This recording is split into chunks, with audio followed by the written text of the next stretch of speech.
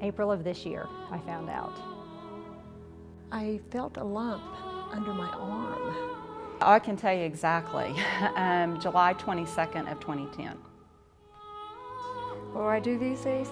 Work, take my children to the whatever practice they're going to, sleep, get up, work again.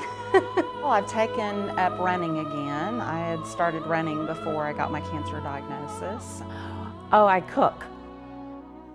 But they said this was too far gone, no lumpectomy this time, double mastectomy. I said, it's live or die, take them. I want to live. I want to see my grandchildren graduate and marry. And I want to help my baby girl, Tara, to get through the rest of hers. 2 days before my 35th birthday, I found a lump, and then everything just kind of went real fast and moved along. January 21st, 2010, on my 35th birthday, I was told that I have stage 3 breast cancer. It's not true. She's too young. 35 years old is too young for breast cancer. But I have found that many other younger girls have had it. And it's just a real shocker. To me, it's just not fair for girls to be so young. I have what? I'm sorry, I didn't hear you right. I'm in my 30s. You don't expect those words to come out of somebody's mouth. But then the next thought was, well, how do I go home and tell my kids? I was shocked. I mean, I couldn't believe it. And I'd mentioned that I had started running. I had ran my first half marathon 3 months before in the Oklahoma City Memorial Marathon, and I'm like, but I feel great. Are you sure? I don't have cancer. I actually had my biopsy on April Fool's Day, which I always find kind of funny, but that's kind of how my world is. I like to find humor in my world, and I found out on April 5th, and that day I think you get pretty emotional because when you hear the word cancer, fear is the first emotion I think that anyone experiences because it's the fear of the unknown. I was diagnosed with cancer for the first time over 30 years ago, actually 31 years ago. I had breast cancer. 17 years later, I had another diagnosis of breast cancer. And then 6 years ago, when I moved back to Oklahoma, I was diagnosed with ovarian cancer.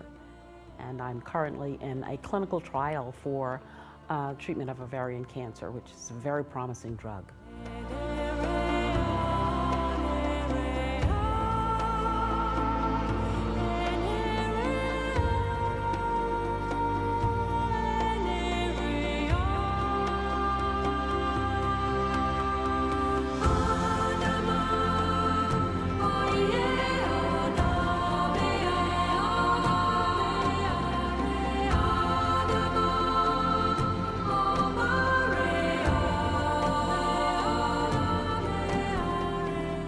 Teaching some like cardio and a little bit of weights, and I thought I've done something, and then I thought, no, I'm swollen.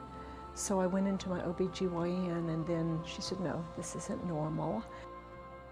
I'm 63 years old, so I can say that I've grown up with cancer. But the good news is that I've seen the progress. The research has been phenomenal.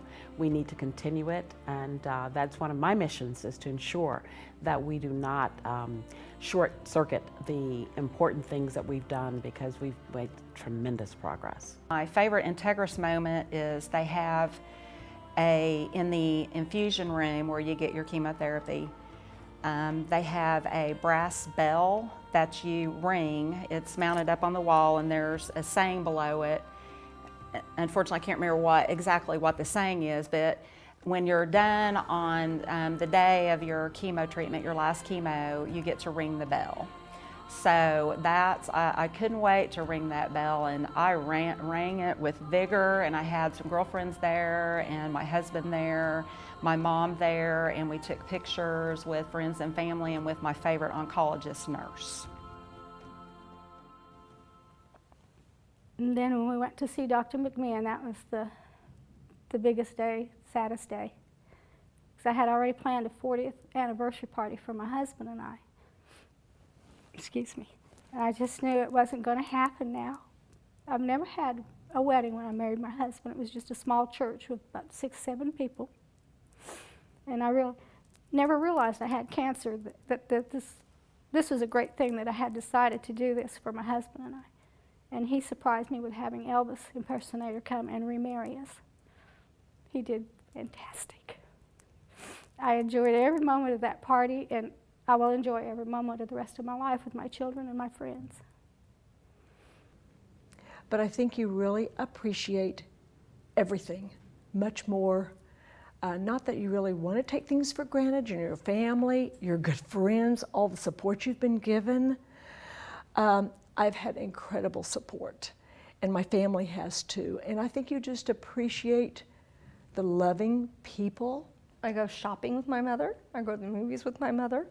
My husband and I, we try to go on trips, just him and I together.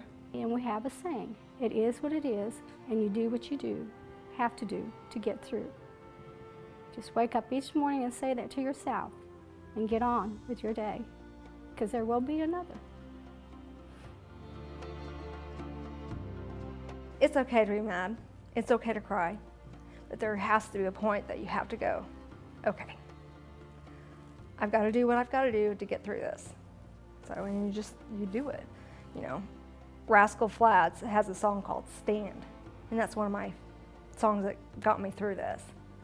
You know, they say, and I probably won't get it exactly right, but you get, you know, down on your knees, you wipe them up, you get up, and you stand. You know, you have to. You have to pull yourself through, whether it's for your family. I mean, my kids, you know, they got me through this. I had to be strong for them, you know.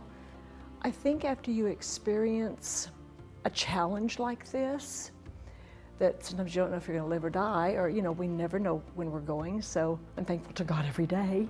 So yeah, your priorities definitely change when you find out that you have cancer, because you don't know. Are you going to be alive 6 months or 6 years or 60 years? Most important thing for women, and I know that insurances fight this on us, something horrible. But I believe that 30 years old is not too young to have a mammogram. No way. Preventing this, if you have a strong family history, please, please get your exams. I mean, you know, at 35, it's like, wow, you know, stage 3, I didn't start out stage 1, I went for the home run and had stage 3, you know, it could have been worse. But if you have a history, just go in and do your checkups, everything that you can to prevent it. You know, the first time I was not as devastated about cancer. I have a family history of cancer. My mother, my grandmother, my great-grandmother, my 3 sisters and I are all diagnosed. So I saw them deal with the disease, so I was not devastated. When I was diagnosed with ovarian cancer and had a recurrence of that was really one that kind of shook me a little bit. However, I began to do all the research that I could to find out what was going to be the optimal treatment for it, and I think I've gotten some good help. I am such an advocate of annual mammograms for women that are age 40 and over. And I want to stress annual, not every other year, but each year. It's so important for women to get their annual mammogram. In my situation, because my paternal grandmother had breast cancer, I'd had my baseline at 35, and then starting at 40, I started going every year. And thank goodness I did, because my prognosis would have been not so good if a cancer spot had not been detected last July. November of last year, we put in a contract for a house and bought the house in January, knowing that we were going to have to redo it. And when we closed, the day we closed, we walked into the house and there's 4 inches of water and the ceiling had fallen in. And you just think, okay, what do you do? So you just say, okay, we work with insurance and we'll just redo the whole house. So while we're redoing the whole house is when I found out I had cancer. And at that point I thought, you know, material stuff really isn't number one right now. It's family, it's friends, and it's my relationship with God, obviously.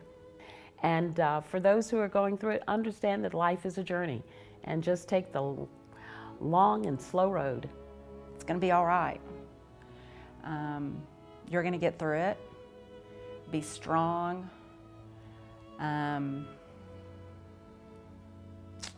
Take care of yourself, and just hang in there. Make sure that you have a team of doctors that you feel good about. Sunsets, nature, but the people in your life that you might have, you love, but you realize how much they care about you and your family and how much support they give you. It's those people that have really, really made a difference. And I've been able to get through, well, first of all, my family, my husband and son and daughter-in-law and daughter and my granddaughter and of course family. But other people that are just, your friends, it's been incredible. And if you are diagnosed, get on with your life. Get your treatments, get on with life, have fun.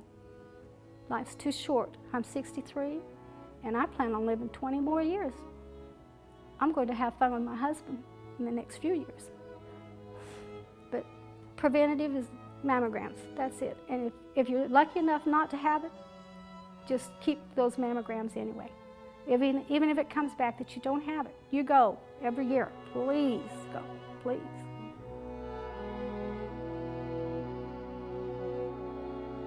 I live a very, very hearty life. I've been to chemotherapy every day this week. I had chemotherapy this morning. I leave there, I go to work, I go home, I do whatever I need to do for myself and cook, clean, those kinds of things. I have the energy to do it. That's the difference between then and now, is that we have all of these things that we can do to prevent the nausea, to prevent the just all of the adverse side effects. The only side effect I have with this drug is that I lost my hair and I've increased my appetite. So the money I don't use on a beautician, I buy better food with.